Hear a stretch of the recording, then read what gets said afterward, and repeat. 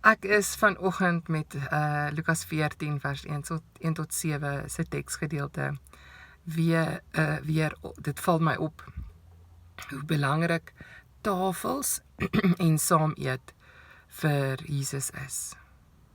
En wat my opval van dit is, baie mense sê, as mens nou preek, dan moet jy duidelik, wat het dit nou met my alledaagse lewe te doen, hierdie teks, en dan met die dominee of die prediker, die dots connect van, wat doen 'n mens nou in jou, by die huislewe.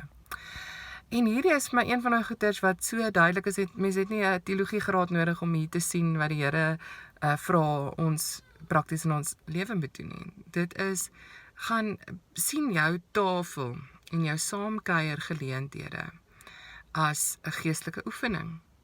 En gaan doen moeite om seker te maak dat daar dieselfde tipe mense wat om God se tafel is, by jou tafel ook opeindig.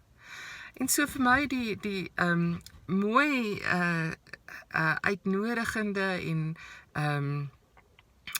vertroostende gedeelte van hierdie is dat ek het 'n plek op die tafel. Ek is baie socially awkward. en ek voel baie keer bietjie soos 'n oddball. En dit is vir my verblydend en vertroostend om te weet dat mense wat uitvoel en bietjie oddball is en bietjie averegs is, die Here maak nog 'n moeite met sulke mense. En hy sê, kom na my tafel toe, daar's plek. En so, dit is vir my baie mooi om te hoor. Maar die evangelie het altyd twee bewegings. Hy nooi jou in en dan omhels hy jou met daai liefde en dan stuur hy jou uit en sê, ek gaan doen nou daai liefde.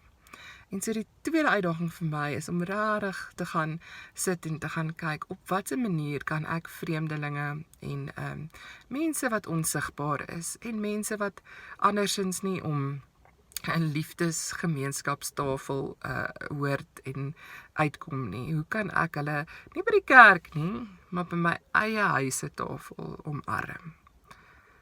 Dit is vir my persoonlik challenging.